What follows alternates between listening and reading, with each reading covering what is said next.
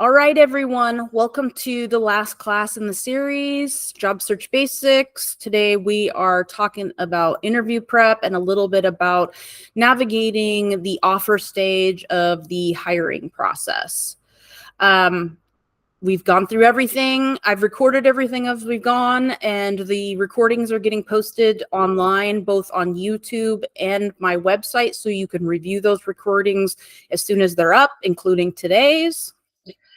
As per usual, we're going to jump into a presentation that'll be about an hour long, and then I will stop recording and we can do open Q&A if there's questions that we want to ask and have a discussion after the presentation.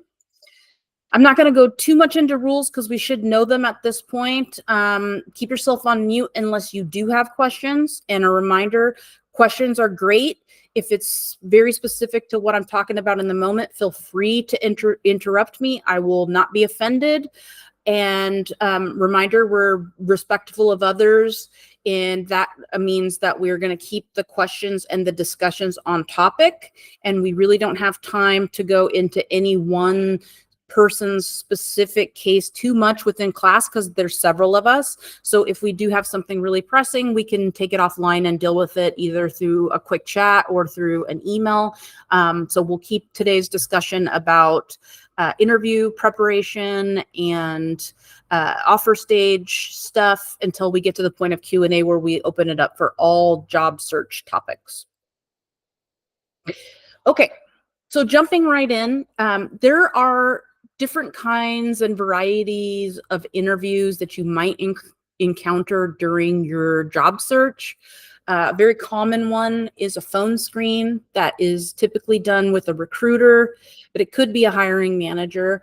But it's basically usually supposed to be a shorter conversation just to make sure that you have all of the basic required qualifications, this basic skills, and that maybe you're an overall good fit for the role. There could be one-on-one interviews. Typically, I see there's usually like a mix. So you might have a one-on-one with the manager, or you might have with your next level manager, skip level, but you're having a conversation that's more focused on your experience, your skills, how you align with the job and the company. This is, I think, a lot of times more about fit and getting to know both sides. There's commonly panel interviews, and that's usually a hiring team where you might have stakeholders for that role. You might have people that you directly will work with, and you might get multiple interviewers that have different kinds of questions. Very commonly at Intel, what we would do is maybe break it up into a couple of different interviews, 2 or 3 different interviews with a panel, and each group would ask you different questions based on like specific skills. So one group might focus on like program management skills, and then the next team might deal with creative problem solving or whatever skills that they're hiring for. So it could be broken up into a panel interview. There are also other interview types like group interviews. I don't think those are super common, but they could happen. And I think that's more of a like an entry-level job probably, but where you go in with a bunch of different candidates, and then a panel or a interviewer will take questions or take answers on questions from a group of people that are interviewing for a similar role. I think that's pretty common, like I said, for maybe entry level, or when they're hiring a lot of people for the same role where they would have a group interview. I think most of you are going to encounter these typical ones that I have on the slide. The phone screen, going to be very common, one-on-one and panel interviews. And then for technical people, there may be a technical interview where they're talking about really specific hard technical skills and problem solving abilities. You may be given a challenge that you have to solve or a problem that you have to solve, and it's going to be usually relying on your technical skills there. I'm going to focus a little bit on phone screen, and then I'm going to focus a lot on just general interview preparation, and I'm not going to focus very much on technical interview because that's very specific and that is not my area of expertise. So I'd say if you are a technical person and you're needing to get more help with technical interviews, we'll look and try and see if we can find you some information on how to prepare specifically for technical interviews. Okay, so phone screen, right? This first conversation. It's probably going to be with the recruiter. It's talking about the job itself, your basic skills. Remember, Evelyn was saying yesterday that basically they're looking to make sure that somebody meets all of the must-have requirements and looking to see then if you have some of the nice-to-have requirements as well. And so when you're getting ready for a phone screen, the minimum thing that you want to do is make sure that you really, really read the job description so you kind of get a sense for what they need or questions that you might want to ask to clarify about the job. You're going to want to do some research about the company so you're not going in blindly. You know, you need to know what the company is about, maybe some of their main competitors, maybe some of their main customers, but you need to know something about the company. And then remember when we were talking about elevator pitch and personal value proposition, you're really going to need to be able to introduce yourself in the phone screen. So you're definitely going to get that question of tell us a little bit about yourself. And that's where you're going to take a minute or two and you're going to discuss, you know, who you are, what you've been doing, what kind of problems do you solve, what are some of your key skills. Remember, all the things that we talked about would be in your elevator pitch. So these are the main things that you're going to be looking for in a phone screen. But I will tell you, you do want to try and be as prepared as you can for any interview. And I know that time is at a premium, especially if you're doing a job and you're trying to find another job. It's a lot of time and energy to prepare for interviews. So I'd like you to do some of the general interview preparation that I'm going to show you in subsequent slides. This is the minimum for phone screen, but be prepared because I have had, and especially if you're doing like a phone interview for a lateral move within the same company, sometimes interviewers don't always know what they're doing as an interviewer. And so a phone screen becomes a full-blown interview. And then you feel like you're in a panic because you weren't prepared for that. You were just prepared for a nice little phone screen. And the interviewer kind of misrepresented what it was and gave you a full interview at that time. So try to be as prepared as you can. And some of the things I'm going to talk about on the next slide are things that you can do as you're going along, even if you don't have an interview ready or you don't have one scheduled, so that you can be prepared on the fly when those situations arise. Okay. So what do you need to do to prepare for an interview? We're going to talk about all of these things in greater detail, but the bare minimum that you want to do for each interview is to do your homework, do your research. That's looking up the company, that's knowing as much as you can about their culture, knowing as much as you can about what they are doing, what their products are, what their competitors are, what their market is. Prepare to answer questions. Obviously, everyone knows that you're going to get asked questions. Prepare to ask questions. So coming up with some questions you want to take in. You maybe need to brush up on some of your skills, maybe things you haven't used in a while, or maybe things that you aren't familiar with. And you want to go try and learn as much as you can so you can speak intelligently about it. But you want to know what you're talking about at the very least. And then lastly, practice. And I'm going to really just say practice a million times in this conversation because you want to practice interviewing as much as possible. I've seen this many, many times where someone gets ready to do a job search and they start applying and it goes really fast for some reason. And their first interview just happens to be with a perfect role. I don't know why this happens to people, but I don't like the phrase dream job, but we'll just use dream job. For some reason, they'll get an interview for their dream job and they're just not prepared. They haven't interviewed in a year, 5 years, 30 years, and they haven't been prepared for an interview, and so their first interview in X amount of years is for like the most important job that they would possibly want. So my encouragement to you is to practice by doing mock interviews, and we'll talk about that on another slide in greater detail, but get prepared to do interviews as soon as you possibly can, because you never know when one's going to happen. Now, the other thing I want you to think about with interviews is the spirit of the meeting or the spirit of the process, because a lot of times we get excited. We need a job. We want a job. It's our dream job. So we get into salesman mode, right? Where we are ready to sell ourselves. We can answer any question. We've got impressive asking questions we are going to ask. We do all this work, and then we forget that we need to ask questions. We need to determine if this is a good role for you. So this is not just an opportunity for you to go sell yourself and put your best foot forward, but think of it more as a conversation where everybody's trying to determine if this is a good fit, because there can be times where you ask questions, and a lot of times when you ask someone a question, they will tell you the truth, and we don't hear the red flags, or we don't hear the crucial things that we need to make a decision about whether or not we want to work there, because we're in salesman mode. So I encourage you, when you're developing your questions that you want to ask about the role, and I've got some examples on another slide, but you're going to want to make sure that you're asking enough questions so that when you do accept an offer, if you do, that you're walking into a good situation. Because if you get too much in salesman mode, you can sell yourself right into some misery in a bad fitting role, because you didn't take a step back for a second and say, okay, what do I need to know to find out if this company is the right company for me?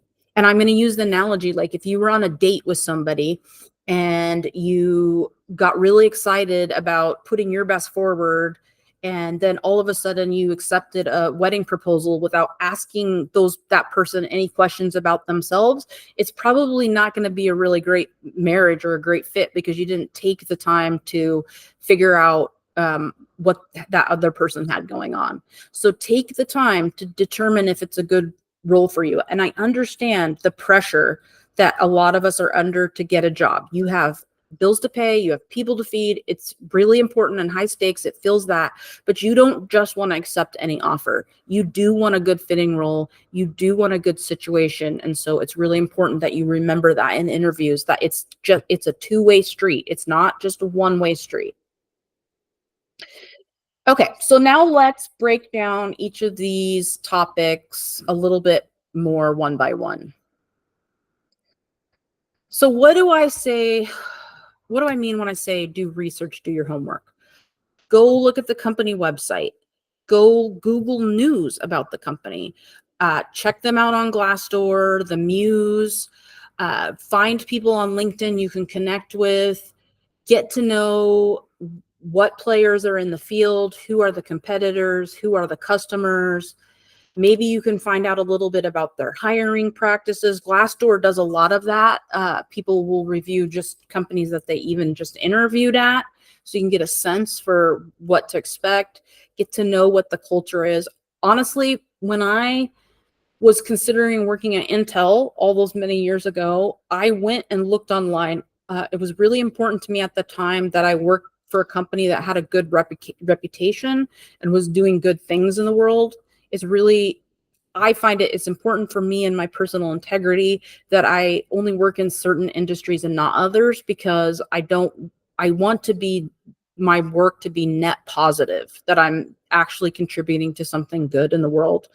And so that's going to be different for everybody. What you value is going to be different than what I value, but there's certain companies and there's certain industries I'm just not going to get into. So I went and looked up Intel. I went and looked them up in the news to see, how do they stand up for environmental concerns? How do they treat their people? It had a really great reputation. So I encourage you to do the same thing for any of the companies that you're working for or thinking of working for. Again, it's not just because you want to sell yourself. But it does look good if you've gone and done your research for sure. But it's also for you to decide, is that a company I want to work for? Is it a place I want to work for? And I would say, even as you're drilling down, you want to ask some questions and understand, is that a team you want to work on? Is that a manager you want to work for? And I have some questions as examples for you to help kind of figure that out as best you can. And this is doing our best we can, because there's going to be things you're not going to know, you can't find out, you don't have a crystal ball. You're just doing the best you can to educate yourself as much as you can before you go into an interview, so you can speak intelligently on the topic of the company, and also so you can ask questions to find out more. Okay. So this is a big one, and this is going to take you some time to get ready for, is to prepare to answer questions. And this goes right along with some of the things that we've been talking about with branding and with putting together your executive summary for your resume and for putting together your elevator pitch. You're starting to think about your work and what are your accomplishments and what are the stories that you want to tell when you're talking about your work in an interview.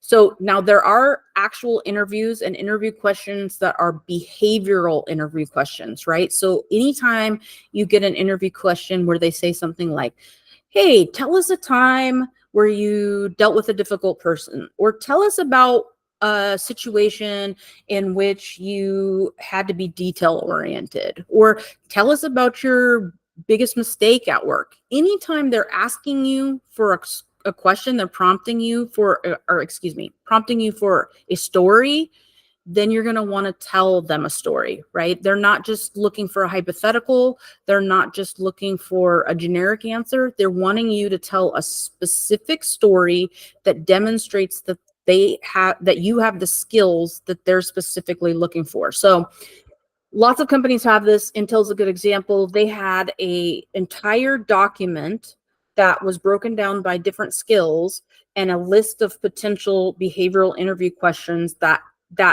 hiring manager or that team could ask candidates. So, for example, maybe they're looking for somebody who's really detail oriented, right? So they had a list of different kinds of questions that they could ask to try and get the candidates in the interviews to tell a story that demonstrated that they have detail orientation or whatever skill that they're looking for. So what you want to do to get prepared for those kinds of questions is to first critically read the job description so that you understand what skills they're looking for. They're going to tell you a list of skills, and some of them you might pull out, but others you might have to kind of read between the lines. I would think, if this is a sales role, then they're going to ask me questions about influence. They're going to ask me questions about persuasion. So they might not call it out directly in the interview. So you have to read, or in the job description. So you have to read it really critically. What are they looking for? And then you're going to go look at your career and your experience and try and come up with projects or problems you solved, situations where you're going to tell a story that demonstrate your skills. So if you have a copy of the Launchpad book, or you have a copy of the job search tool that's free on the website, you should all have the link by now. If you have either one of those, this is described in greater detail, and there's a template for writing this out. But you don't need to have that in order to do this. You can do this in an Excel spreadsheet really easily. You just want to get an Excel workbook or a Google workbook document, and you're going to do columns. So in the first column is the situation. So then you're going to write yourself a little description of what the situation was, or the project, or the problem, just a little description of what it is. And then in the task column, you're going to write down what were the key tasks, or what are the deliverables, what needed to get done to resolve the situation. Then you're going to write an action column, and that column is what are the specific actions that you took? What did you actually do? And most of us are really good at knowing what we did. It's these other columns that we struggle with. Most of the time, you know what you did at work. Then the results column is, okay, what was the result of your action? So you had this project or you had this problem. Here were the things that needed to get done. Here's what you did, and here's the results. So we had a project. The deliverables were XYZ. This is what I did. And then I came in on time, on budget. I solved a bunch of problems. And anytime you can be tangible, like you can use numbers. The more specific you can get, the better. And once you've got that, then you're going to think about, okay, what skills did I use in order to solve that problem? What skills did I use in order to take that action to get those results? And it can be multiple skills, because most of the time when you're doing work, you're using multiple skills. Sometimes you're using more than others, but generally speaking, you got, a few skills that you use to solve that problem. Once you have these, what are called star stories, you can start practicing telling your stories verbally, because you're not going to share this spreadsheet in an interview, but you're going to practice telling that story. So when you do get a behavioral interview question, tell us a time you use creative problem solving. Then you can think, okay, I've done this. I've mapped this out. I've written it ahead of time. I practiced this. Here's my story I want to tell. So an example I will use. So one of my proudest moments in all of my career, I used to work at a company called Snap-on Tools, which is, if you don't know, a franchise-based company that sells tools to mechanics and anybody who works on vehicles or anything that requires tools. And Snap-on is premium. They sell the best in-line tools. And I had a job as a field support specialist where I was supposed to go to 40 different trucks all across the Pacific Northwest. And my job was to ride on the truck for a week, and I would have to count every single tool that was on that truck and generate a report that would tell the insurance companies what the value was on that truck. So my job was to count every single little tiny item and compile a report and send it to the insurance company so that the franchisees would be able to have the right amount of insurance for their truck. Now, this was an onerous task. And like I said, it would take a week sometimes because there were so many teeny tiny little tools, and the tool part numbers were very long. So sometimes you have a teeny tiny wrench and it has like a 16 character part number. So this would take forever. And what I did was I went and bought myself a little tape recorder. And instead of going to each truck and writing each one out by hand or typing it into the computer, I took my little tape recorder and I buzzed around each truck and I just recorded each part number into my tape recorder verbally. And then I took the recordings home and I sat and listened to those recordings and transcribed all of the part numbers in while listening to my recording. And what I was able to do there was cut down a process from taking 1 week for 40 trucks, basically a year-long job that I had to do, to being on a truck for 1 or 2 days and cutting down the amount of time that I was disrupting the truck's business for being an extra person. I was able to cut down the amount of time that I needed to do for that huge task down to maybe 20 weeks over the course of the year. And I was able to take on additional responsibilities. Further, I was able to scale that and teach other field support specialists how to do that. So the ramifications of that were massive for an entire national company. So that's what I'm talking about when I'm talking about telling a story, right? So if I get a story about solving a problem creatively, I can talk about, how I did that. Now, what skills did I use? Obviously, I used creative problem solving. I used influence because I had to, tell other companies about that, or other field support specialists about it. So there's a lot of skills that I can map that to. I took initiative, it was project management, all kinds of things. So I could use that story to answer questions on a lot of different skills. And that's just something I have in my pocket that I can talk about in an interview. So I guarantee that you have stories like that as well. And that's why we have you map it out and write it ahead of time so that you know what you want to talk about and you have it so memorized in your brain that you can just talk about it without having to look at a spreadsheet. So like we talked about with elevator pitch, if you think about it ahead of time with intention, you're more likely to say what you want and say what you mean and say something with impact. And when you practice it, you get comfortable at recalling it. So I'm not saying it word for word of what I have written down, but I remember the high notes of it because I have recited that story many, many times. So it's a good idea, I think, minimum to have 5 or 7, maybe 10 different stories that you want to talk about and have them mapped to different skills and get really comfortable with them so that you can answer those behavioral interview questions or really any interview question. Because anytime you tell a story, you have a better chance of connecting with the people that you're talking to. Think about it. Human beings love hearing stories. They love telling stories, and they really bring home what you're talking about. Like, we love to say that we're data driven and we love facts and we love numbers and we love details. But really, at the end of the day, what hooks human beings is stories. So if you can get good at telling these star stories, you will have an advantage in interviews because you will be able to hook your audience. Okay, so I have just talked about a whole lot here, so I'm going to pause real quickly and see, are there any questions? Carrie, you have a question. Let's hear it. Hi, good morning. So one of my questions around the results side of things is I've often, so some of the roles I'm going for are internal comms, and a lot of the results we may have could be proprietary. And so how would you go about either saying, this is the situation, I mean, I did great stuff for an executive and blah, blah, blah, but I can't tell you what the results were because it's proprietary.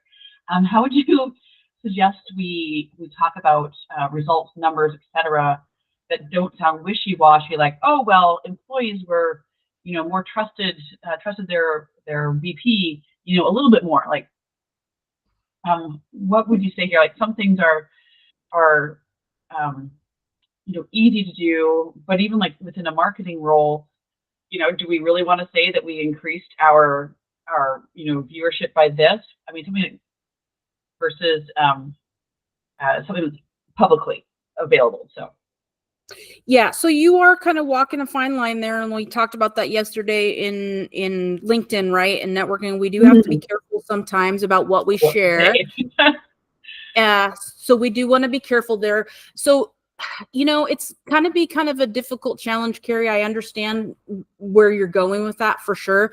I would be specific where you can, and maybe more general, kind of like zooming out a little bit as you can. So one of the ways, when you think about a big company like Intel, it's widely known that there's 110 or 120,000 people at Intel. So you could talk about the size of the company, maybe, in terms of that. I think there, in some cases, you might be able to say, hey, we doubled this, or we, tripled that, without, really drilling too far down into the details on things. The other thing is, you might look at different ways that you can phrase things. Like, I really like on resumes when we talk about working at enterprise level, because that gives us scale. Like, we're talking about a huge, big company. We're not just talking about like a company of 100 people, or we're talking about a global level, because sometimes you're going to do campaigns that are global. Or you could maybe talk about customer base. I would say yes. I know that that's a big challenge, but definitely, if that's something, Carrie, we need to jump into a call and kind of talk about stuff like, one-on-one as a coach we can do, or you can get someone to kind of help you frame that in a way where you can really still talk about the scale and scope of stuff, because I do think that's important without violating any rules or, the non-disclosure kind of things. That'd be awesome. Thank you. Is that helpful anyway? Yes. Okay. Yeah, I know. It's like, sometimes, like, do I just make something up? Because if I make it up, I'm not, giving away whatever. But I don't want to make stuff up. I want to be like totally like, you know, obviously honest about things, but it's like, how do I say that, well, people didn't hate the VP as much as they used to? Like, I don't know. Yeah, so you might get a little bit general, and you know, I did improve sentiment around the GM without without saying it that way. I think some of it is spin. It's a little bit of it is spin, and if anything, I think you're probably good at that. But we can definitely have a chat if we need to. Perfect. I'll maybe take you out of this. Thank you so much, Jess. Abe, what do you got? Thank you. First, something you just said. Did you say you improved sentiment around the GM? Yes, I think that's what she was talking about, like just generally speaking, like how do you say that when you have proprietary information that maybe you can't share, or you don't really want to say like everybody hated the CEO and I okay, so GM is in GM is in general manager. Yeah. Okay. All right. Yeah, you don't want to talk about internal company politics externally. Not necessarily, yeah. Or you want to be really careful in how you say it. Yeah. Yes. Sorry, maybe I missed something. The story about Snap-on Tools, was that really you, or was that like a metaphor for somebody else? No, that is one of my most prized accomplishments, actually, was to come up with that solution. So no, that was a real one from it's not on my resume anymore, but it was back in the day. Yes, I understand. A lot of times we sort of age things out of our resumes. For sure. Even though it's something I'm proud of, I can still dust it off for presentations like this. Yeah, you can save it for the interviews. Don't put everything on your resume. Yeah, for sure. Thank you. All right. Before we move on, any questions about preparing to answer questions?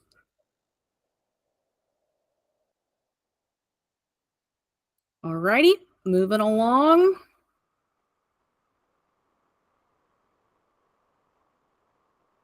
All right. So one of the other things that you can do to help you get prepared is to map your qualifications against the job posting. So again, using Excel, you can pull out each of the qualifications and then in the corresponding column, map your experience and how it correlates to what they're asking for, right? So in this example on the slide, they're looking for somebody with a bachelor's degree in computer science, and this person has a BA in computer science, so they're good there.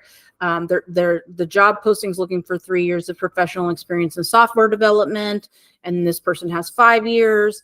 And so you can match your corresponding experience, and that can be helpful. Now, when you run across situations where you're missing some, that is an opportunity for you to kind of figure out how you're going to address that in an interview, or you can address it ahead of time. Like we were talking about, okay, maybe, for example, I have this job that needs someone to be really good at Excel and specifically needs to know how to do pivot tables.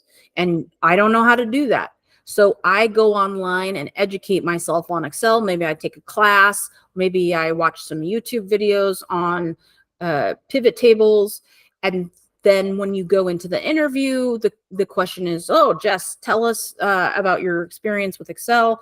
And you can honestly say in that moment, you know, this is not a skill I use regularly, but I have educational experience in that area, right? I've taken a class on it. This is something I've always wanted to do. So here's the Udemy class I'm taking, or the whatever class you might be taking.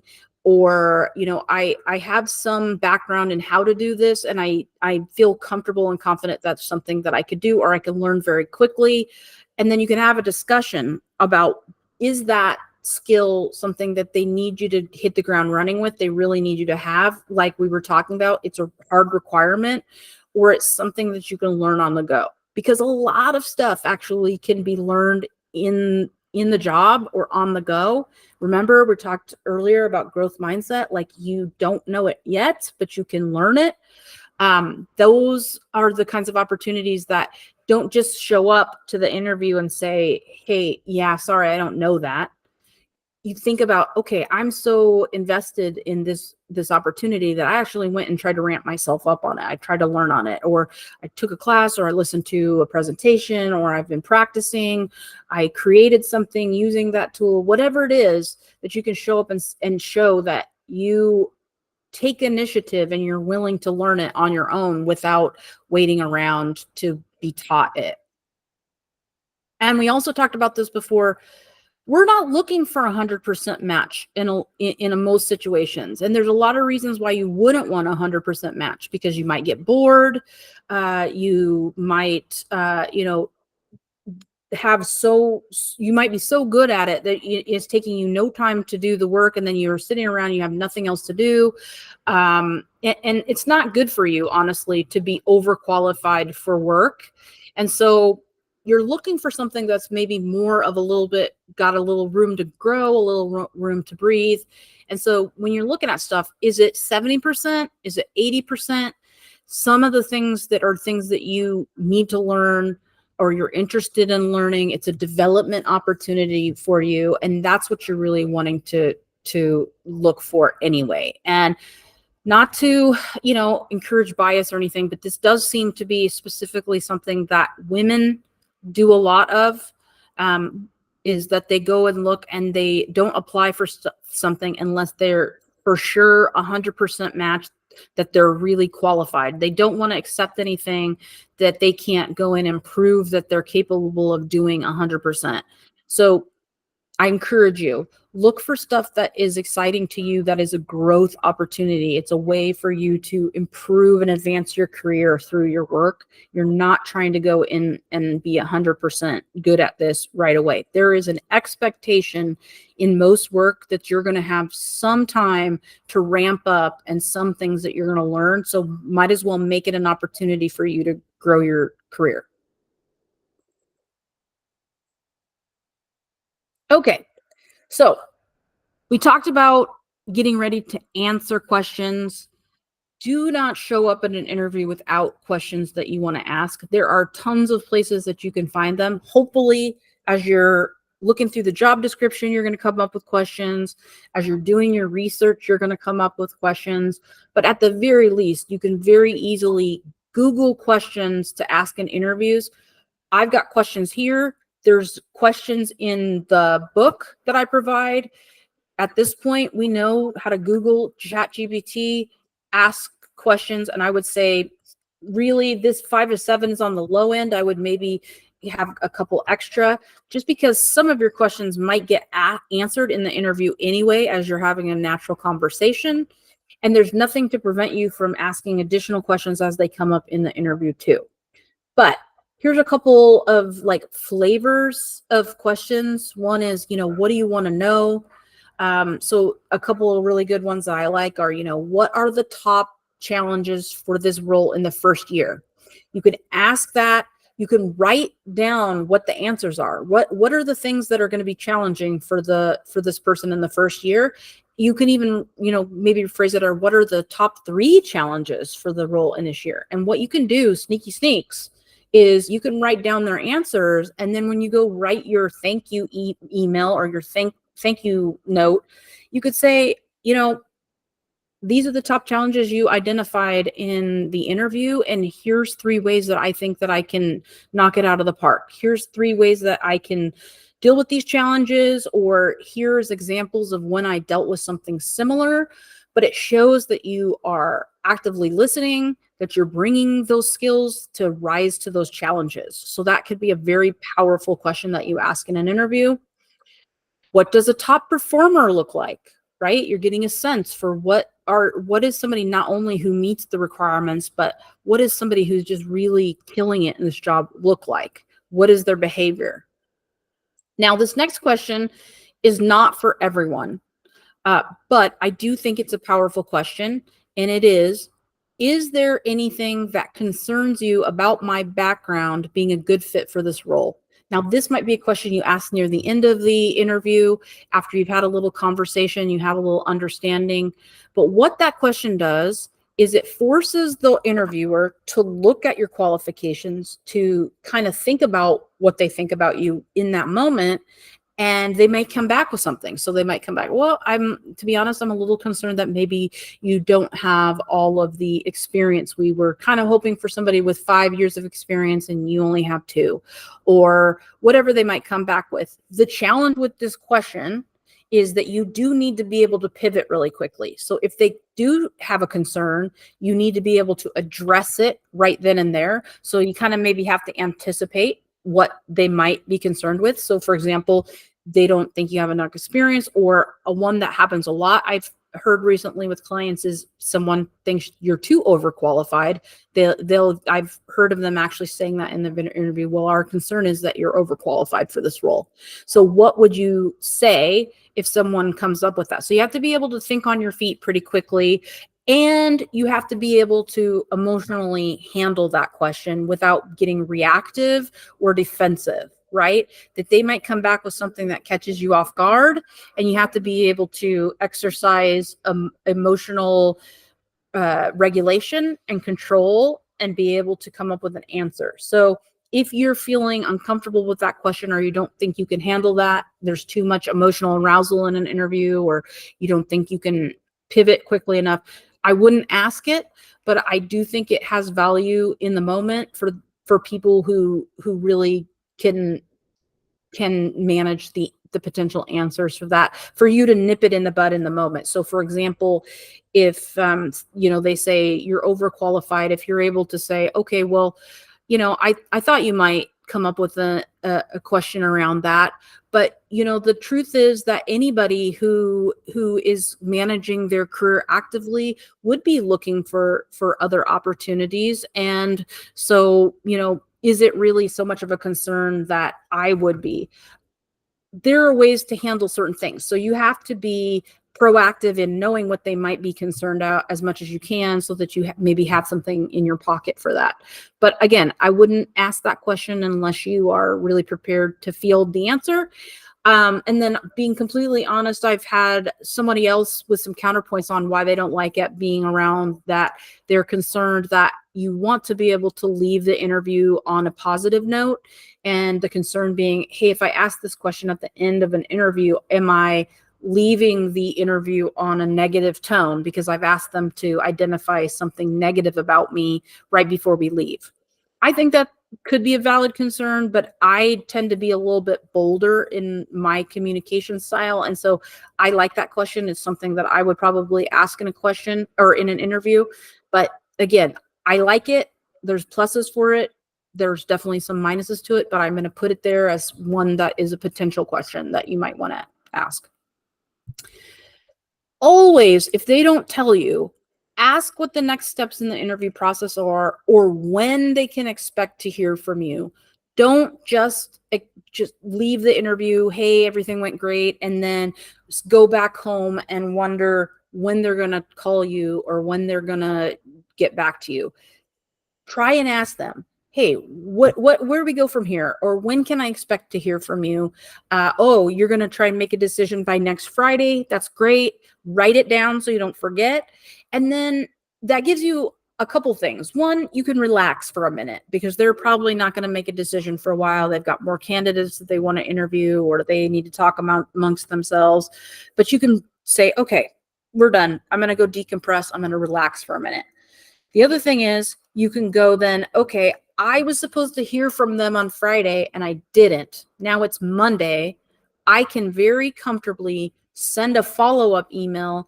Hey, would you mind? You told me that you were going to make a decision on Friday, and I would really love it if there is by chance an update on your decision.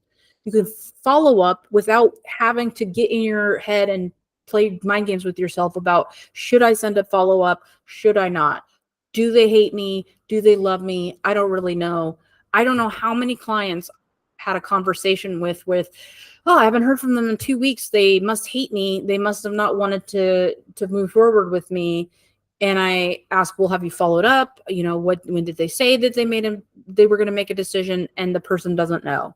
So ask for clarity so you have some.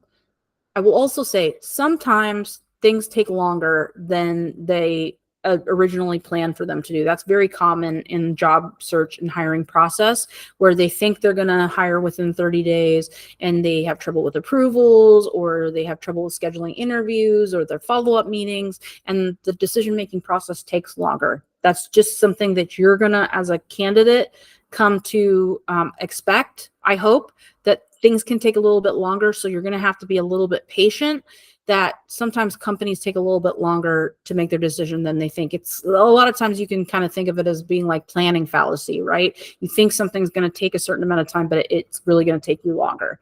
So trying to keep the line of communication open, friendly, and professional can help with that a little bit, right? Hey, you were supposed to decide on Friday, could I get an update? Hopefully they're going to be transparent and they're going to respond back to you and let you know. But always ask if they don't tell you when you expect to hear from them. Now, remember, I said at the beginning of this presentation, you need to get enough information so you can decide if you want to work there, if you want to take an offer, if they give it to you. So ask questions to get a sense of what's going on there, right? If you're talking to the hiring manager, you could ask them directly, hey, tell me about your management style.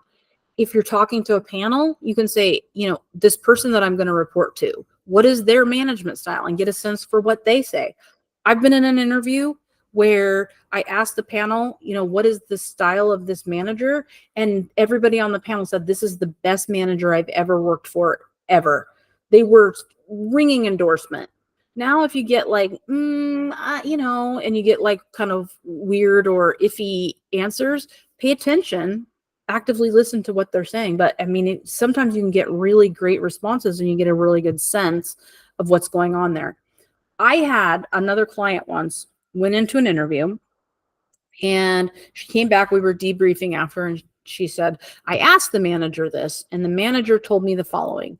He said, I expect everybody to work all the time, 24/7. There is no taking breaks. We work on weekends. I like to know everything that you're doing all the time. I think that specific manager actually referred to themselves as a micromanager. He said, I like to micromanage. Like to know everything you're doing all the time. Oh, and by the way, I have a really bad memory. And she asked me, my client, what do you think of this? And what do you think of this? 3 big red flags, if you ask me. I don't want to work 24/7. She didn't want to work 24/7. Nobody likes to be micromanaged. I mean, maybe if you're someone very new and you're nervous about getting into something, but most of the time, we do not want a manager breathing down our neck. And I don't want a manager who can't remember anything. So pay attention to what they're saying. And the very interesting thing about human beings is if you ask them a direct question, a lot of times they will just answer you honestly. So I really love, what is the management style of the manager you're going to report to? Something, a kind of a spin on that, what is the culture of the team? Because as we all know, working at a big company, the culture of your team can be very different from the larger culture of the company. So what is it like working on that team? Are they highly collaborative? Are they pinging each other jokes on Teams? Or is everybody just expected to work in their own silos? Or maybe you're not even working with the people on your team directly. For some reason, you report to a manager, but you actually work with a different group of stakeholders. Like, get a sense of what's going on there. And one really telling question, I think, is to ask, how did they celebrate their last big win? And it'll get them thinking about, okay, do they even acknowledge big wins? Are they people that like to get together physically and celebrate? Are they big on acknowledging each other? You can kind of get a sense. I like to work places where people are acknowledging good work and celebrating and finding joy in work. So you might work differently, but that's what I'm talking about. Like, develop questions so that you can kind of get a sense, is this a place that you want to work? I think I heard a noise here, so I'm going to check. Abe, you have a raised hand. What's your question? About the timing of a follow-up interview, what do you recommend? Because I was thinking, if they say we'll get back to you with a decision on Friday, which they almost never do. If I email them on Friday, I can say like, oh, hi, just inquiring for an update for your decision that you said during our interview on Monday that I'd have you'd make a decision on Friday. Whereas if I email them rather a follow-up later, like Monday or Tuesday the next week, I realize that I should probably be careful not to say not to mention or remind them, oh, you said you would get me an answer like on Friday, because I don't want to sort of point out that they've not done something that they promised, and that way it seems kind of pushy or rude or something. I think it's a matter of communication style, whatever your choice is. I would not probably do Friday because I want to give them maybe a day or two of buffer. Because as we talked, humans are humans, and things can take a little bit longer. I probably wouldn't let it go more than a week without follow up. If they said Friday, I probably would do it sometime within that following week. And then how you want to ask that question again is a communication style choice. I've got templates in there.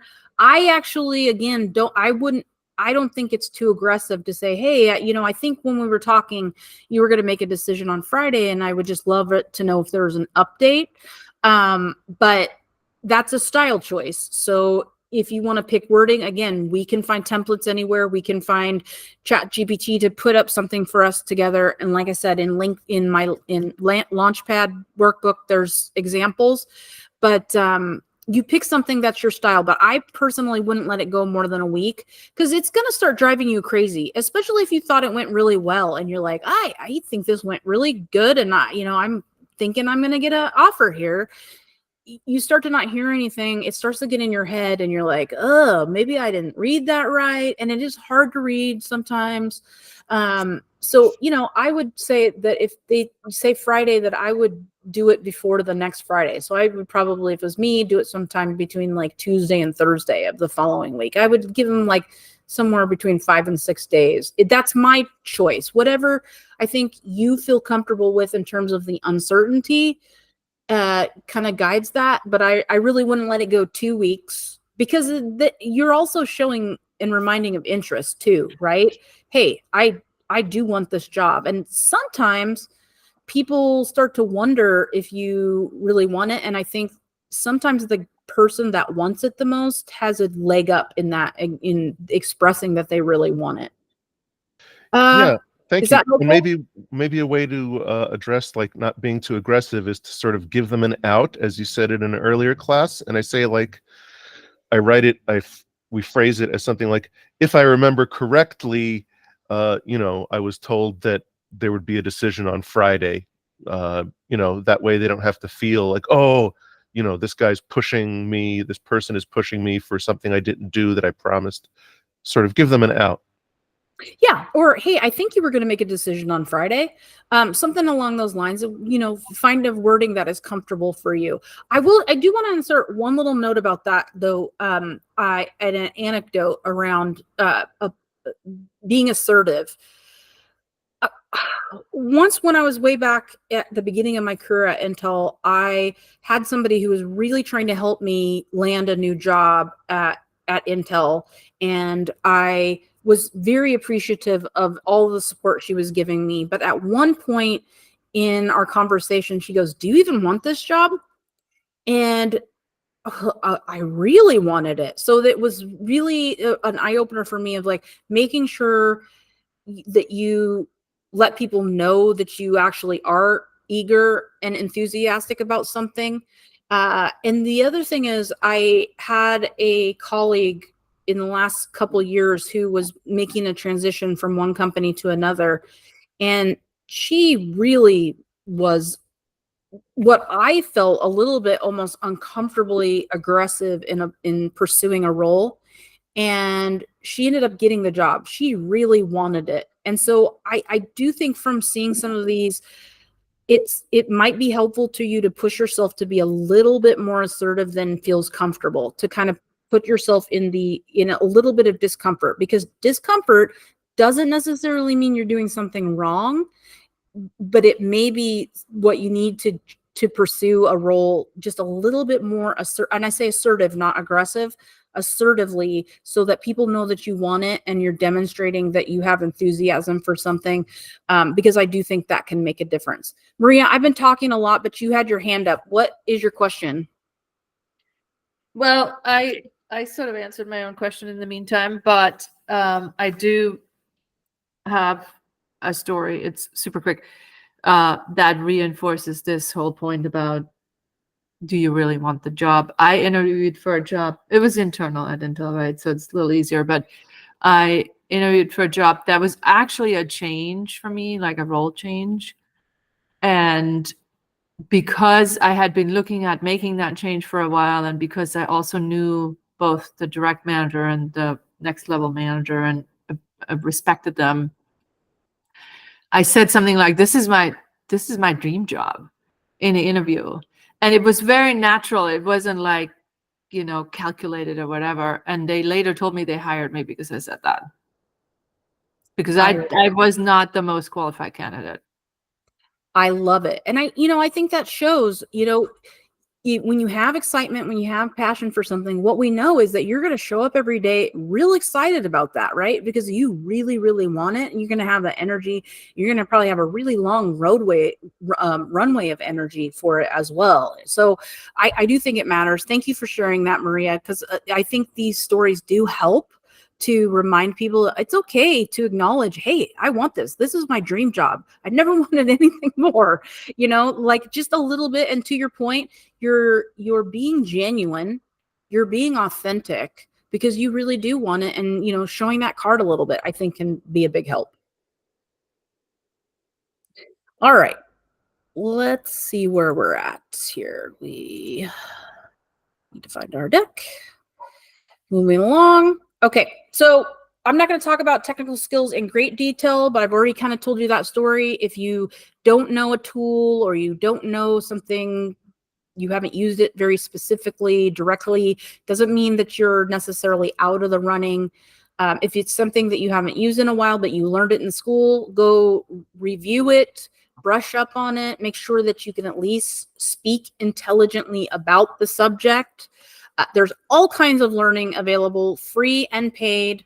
LinkedIn Learning, Degreed, YouTube, edX, Coursera, Udemy. There's tons more of them. Some are, like I said, some are paid, some are free. But there's good opportunities. Maybe you have your old textbooks from school. Maybe you go and network with people and educate yourself in that way. But brush up on anything that is a technical skill that they're going to ask you about so that you can talk about it. Lastly, practice, practice, practice. I already kind of mentioned this before. Mock interviews are amazing. You can go find people in your network, maybe colleague, maybe friend, maybe a partner, to do a mock interview with you. If you have Launchpad, then you have a page that has a list of questions to ask. I just posted some questions in LinkedIn, but again, we can use Google to come up with some questions that our friends can ask us. You can also give them the job description so they can, pull out potential questions or skills that they might want to ask you about. So you have somebody to practice with, so you get comfortable answering questions.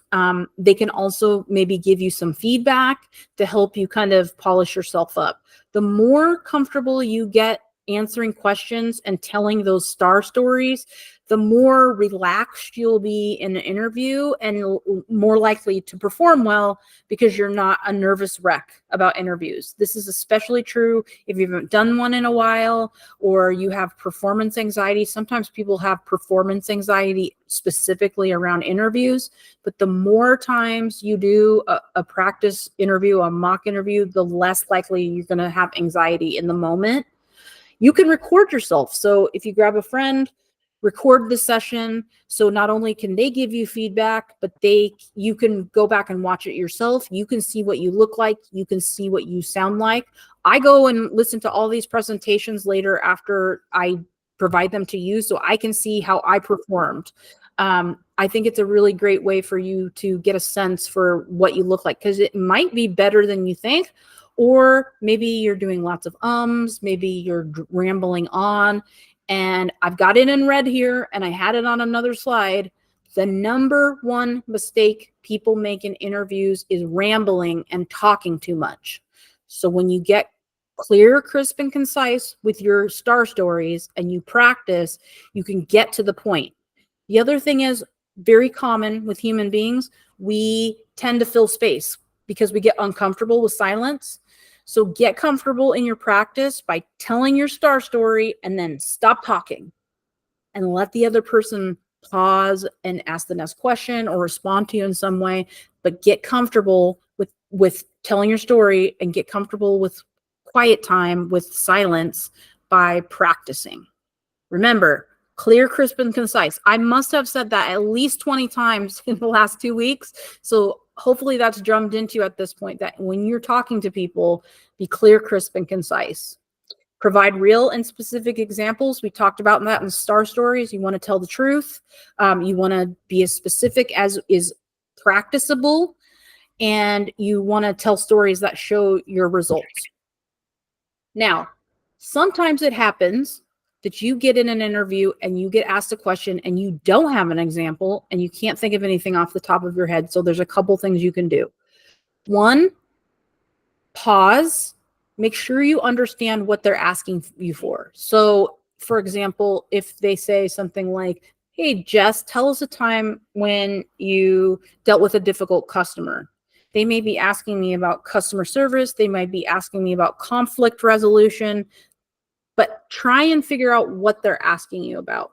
And then you can say, well, I think that you're asking me about conflict resolution, and I can't think of an exact example for the specific question you asked, but if you're asking me about conflict resolution, here is how I would deal with it, or here is a similar scenario to the one that you're asking me about. I can't think of an exact time that I dealt with a difficult customer, but here's a time that I dealt with another difficult kind of person. But make sure you got your listening ears on so that you can kind of try and figure out what they're asking for, so you can give them some kind of example, because sometimes it happens where they're like, ask you, tell us a time about this, and you just cannot think of something. You don't have anything mapped. They just completely T-bone you with the question. That's okay. Try and see if you can figure out what they're asking you. You can ask clarifying questions. Are you asking me about conflict resolution? Are you asking me if I'm detail oriented? Okay, well, I don't have an example, but here's how I would deal with it, or here's something similar. So you can still go around the question, even if you get asked something that you can't think of an exact answer to. Okay, I'm not going to take a ton of time talking about this. There's lots of resources on this, but I highly recommend that anybody that has an interview put together some sort of portfolio. You can think of it as extra credit to take into an interview. You can take in copies of your resume. And by the way, it could be a digital, it could be a PDF, it could be a website. Years ago, I actually built a website as a portfolio for a job I was really keen on. So there's lots of different ways you can do it. You can, if it's digital, you can give them a link. You could share a presentation in the actual interview. You can take a Kindle or a iPad in with you if you have examples of work you want to show. But you can bring something extra to the table. Examples of your work, summary of skills, list of your accomplishments that aren't on your resume. Maybe if you've been having several interviews about this particular job, you have some ideas forms that you want to talk about, or some pitches. You can show certifications and awards. Maybe you include a bio or a little personal statement. I just recently, 2 weeks ago, had a client just having a phone screening with a recruiter. She sent them over one slide, a one-page slider with some additional information that was kind of connecting the dots. Here's what you're looking for in the job posting. Here's where my skills and abilities match up. She sent it over right before the interview, and the recruiter was really impressed. So it doesn't have to be like a necessarily huge exhaustive thing, but a little bit something extra to bring to the table is always a great idea. Only about 10% of candidates actively do this. So this is a way to set yourself apart from the rest of the pack just by showing up with a little bit extra that you're bringing along. So I highly recommend that you look into a portfolio and have one. By the way, it's a great exercise for you to just to put together, you know, your thoughts, your brand, your brag book, all these things we've talked about. Like, all of that's good for you anyway, because you need to be in a mindset right now where you're feeling really great about your accomplishments and you're feeling really confident. And so putting together these extra materials only helps you feel more confident. So whatever you can do, I highly recommend a portfolio. Always, always, always send a thank you email or a thank you letter of some kind after the interview. And if you are in the interview and you don't know that person's contact information, ask them, hey, can I have your direct email address so that I can ask you any questions if something comes up later? They should probably give you an email address directly unless there's some reason they can't, but generally they should. And then as soon as you get done within 24 hours of having your interview, send a thank you to everybody to who you interviewed with, a thank you. And a thank you, by the way, is an opportunity for you to provide some extra information. We talked about, okay, here's some challenges I might encounter in that job. Here's how I might deal with them. You can address something if you felt like you were kind of wobbly in the interview. Thank you letters can be really powerful extra little piece. And it's always nice to get a thank you for someone's time. So again, there's templates everywhere to come up with what you want to say in a thank you, but always, always, always send a thank you. I'm really surprised how many people don't, and it's something everyone should do. Okay. So now we're going to turn our direction to talk about offers, because at some point, if you're looking for a job, hopefully you are going to get an offer and you have some things that you're going to need to navigate through that process. So you're going to want to stay organized with your decision-making process. You're going to want to make sure that you have all the criteria that you're going to judge your decision on and or you're going to negotiate on. And you're going to want to make sure you have a budget so you know how much money you need and what your walk away number is. Your walk away number being, okay, this is something I just can't accept this job. So I'm going to have to decline it. What you need to know what that number is. And you'll want to use a decision-making matrix if you're comparing other offers. All of this stuff is addressed in the job search tool on the last tab. So you have a template for a decision-making process. You have a logical decision-making matrix example in there, template for a budget. All of this stuff is in there to help you come up with that. And that's something you can do long before you even have an interview scheduled. So you know what you're going to be deciding on for a job. So besides salary, there's lots of things that you might want to negotiate on. You might want to ask about a signing bonus, any kind of moving costs. If you have something scheduled ahead of time, don't cancel a trip to Europe or a trip to Miami because you got a job offer. Ask them, can I start after this? This has been planned for a while.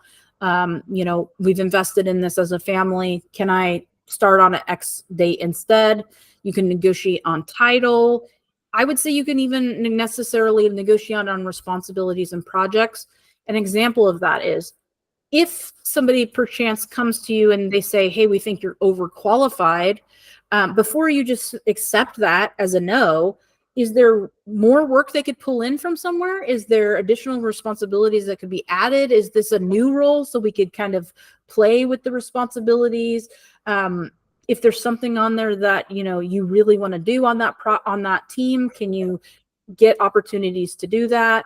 And going along with that, is there any certifications you want to earn? Are there conferences you want to go to? Any kind of development opportunities that you can add to the package to make it sweeter for you? Hey, I've always wanted to get this certification or go to this. I've always wanted to go to Grace Hopper. Whatever extra thing, can you add it into your offer? Make sure you really know the money stuff, especially the salary, but also any commissions, schedules, any bonuses, know what those are, because those things add up. Especially we know Intel people, I know you know about bonuses and the stock purchasing, all that stuff really matters. So make sure you really understand those things and see if there's places where you might negotiate on that. If they can't budge on salary, can they do a signing bonus? Can they do bonuses? Maybe you want to negotiate on your time in the office, or can you work a little bit earlier because you need to get home to do something family oriented, or maybe you want to work later in the evening, whatever asynchronous work. housing expenses, travel expenses, parking passes. There's all different kinds of things that you can negotiate on. So kind of know what you want and what you need, what are nice to haves, what are things that you might want to negotiate on. Minimal acceptable offer, right? Okay, so what is your walk away number? What is a salary or an entire package that you cannot accept under a certain amount? Make sure you know what that is. Identify any other deal breaker criteria that you just can't accept. And maybe the salary is good, but they expect you to be in the office, 5 days a week at 7 a.m. and you can't do that. What is your deal breakers? Know that, and you can get a good sense for what your value is in the marketplace. There's several tools. PayScale, I really like PayScale. It takes a little while. Like they ask you a lot of questions, but payscale.com, you can enter in all your data and get a good sense for how much you should expect as a salary in your market. Like it can be even specific to San Francisco or Portland or Arizona or whatever. So I think it's worth the, maybe 20 minutes it takes to run through PayScale and get an idea. Glassdoor, you can get a sense for what companies are paying, what your marketability should be. Career Builder website. And then the government has tons of stuff. And we forget to use it, but the U.S. Bureau of Labor and Statistics has an occupational outlook handbook that you can go look up statistics on what specific skill sets are worth in the market. So make sure you have a very firm understanding of what you're worth in the market and what you are willing to accept. So some quick tips on negotiating. Make sure you show enthusiasm and appreciation for the offer, because even if it's not what you were hoping for or expecting, they still did choose you as the first candidate. So make sure that you show, hey, I'm excited about this. I'm really thrilled about this offer. Ask questions if you need to make sure that you understand the entire package. You understand exactly what the offer is. So if there's things you're not sure of, ask them so that you don't go away like later someone asks you, well, the salary's okay, but what are the bonuses, or are they going to need you to be in the office, or did they provide a computer, or anything that you need to know? Make sure you ask. You don't have to necessarily provide an offer in the moment. I know we get excited for offers and you got a recruiter or you have a hiring manager on the other end and they're, hey, we really want to give you this. You were by far the best candidate. Here's the offer. You can say, hey, can I have a couple days to decide? I need to discuss this with my family. It's obviously an important decision. Now, your family could be anything. It could be a house plant. But you can, make an important decision for your family, or you can ask them, when do you need to know by? When do you need a decision? This is a really important decision. I'd like to think about it a little bit. Now, if they say you need to decide right there in the moment, pay attention to that, because they're telling you something right there. It is normal and human to need some time to make a decision about something super important. So if they're telling you, no, we need you to decide right now, this minute, that could be potentially a red flag for how they do things with people. So pay attention to that. Probably not going to happen. It just really shouldn't. They should say, oh, we need to know by Wednesday, or we need to know by this time, or take a week. And that gives you some time to go back to your numbers and compare, look at everything, see. Potentially they can send you the details in writing. If they're verbally telling you something, make sure that you take notes, go back. If you have terms that you want to negotiate on, give them everything at once. So write a list. Don't just say, oh, I would like 20,000 more salary. And they say, okay, yeah, you can have that. And you go, oh, by the way, I also would like free parking. And they give you that. Don't go back and forth. Give them everything that you will make the deal perfect for you, and let them deal with it, and then come back to you with a counter offer. So don't try and do back and forth on that. Give them everything. And I think it's a really great idea to come up with some justification. Hey, you give this salary and I'm really excited about this offer, and I'd really love to work at this company.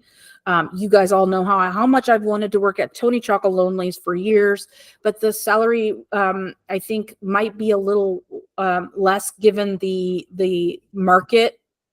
Usually people in this, with my experience and skill sets at my experience level, have X salary. So is there room for us to negotiate on the salary? Don't just go in and say, hey, I need to pay rent. I need to, I need to make at least $10,000 a month because my rent is $2,000 a month. Don't make it about yourself. Make it about the market. Make it about your skills. Make it about what you're bringing to the table, not about your needs, because what you're bringing to the table is your negotiation, your bargaining chip. It's your value. That's a discussion. Your needs aren't compelling to the company or the person you're negotiating with. If at all possible, avoid giving a number. Sometimes they make it impossible. Some states now are making it illegal to ask what someone's making. But if at all possible, let them give you the offer first. And if they are not budging on that, give a range, but make sure that that bottom of that range that you give is something that you feel very comfortable with. Don't give a range in which you're not going to accept the bottom of the range. It's like everything else, a good idea to practice negotiating. There are negotiation games you can play. There are opportunities to negotiate. Go to a flea market and find an item and haggle on the price. Practice, just find somebody and haggle with somebody as a game, just to get comfortable with negotiating. And just like everything else, there's templates for what to say. There's a whole page of negotiating verbiage in Launchpad book. But again, Google, ChatGPT, there's nothing in Launchpad that isn't readily available in some form somewhere else. So if you're having struggles with what to say, find some verbiage that works for you. And lastly, it is totally okay to ask for what you are worth. I say that because some of us struggle with being okay with asking for what we're worth. So make sure you know what you're worth in the market and give yourself permission to ask for what you're worth, and say no to an offer that is less than what you are worth if you have the capability of doing that. I know, we're looking for a job. We have bills to pay. Avoid it if you can, and be okay with asking. Now, they might come back and say they can't meet your offer. And maybe you have to kind of go do some back and forth and see if they can, bend on something else.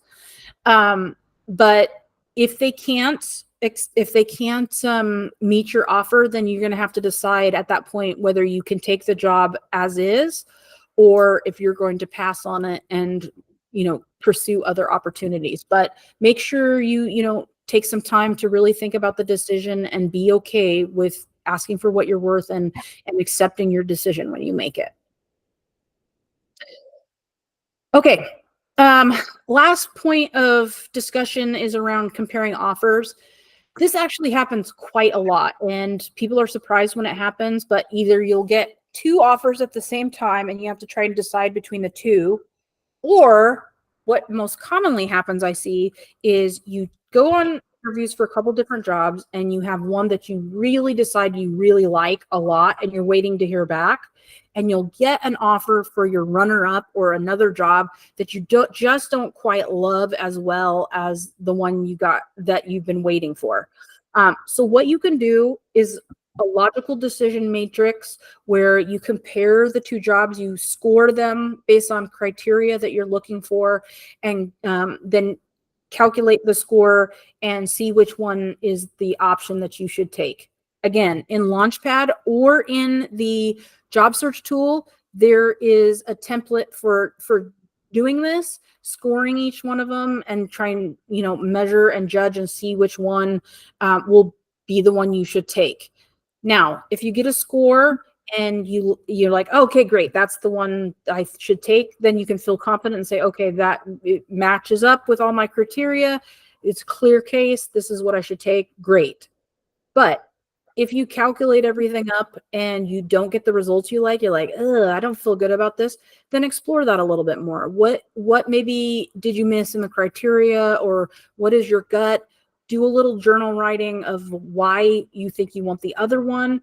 Just make sure you write things down, because sometimes it happens that, we take a wrong turn. Like, we needed a job, we took a job, and it doesn't work out. And we can either have a lot of remorse, or we can beat ourselves up about it. Like, oh, what did I miss?